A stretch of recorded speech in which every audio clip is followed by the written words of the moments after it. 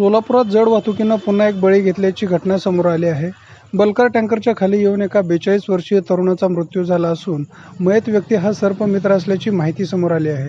सुनील शिवाजी पवार वय 42 वर्षे, राहणार गजानन शाळेजवळ, स्वागतनगर, सोलापूर असे मयताचे नाव आहे।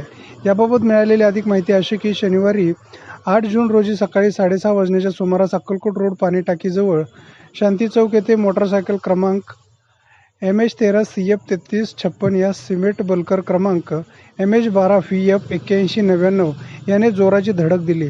हा अपघात इतका भीषण होता की या अपघातामध्ये मयत सुनील पवार याच्या गाडीच्या मागच्या चाकाखाली येऊन त्याच्या शरीराचे 2 तुकडे झाले। या घटनेची माहिती मिळताच जेलरोड पोलीस ठाण्याचे पोलीस हे घटनास्थळी दाखल झाले। मृतदेह शवविच्छेदनासाठी सोलापुरातील शासकीय रुग्णालय या ठिकाणी पाठवण्यात आला आहे। सदर घटनेची नोंद पोलिसात झाली आहे।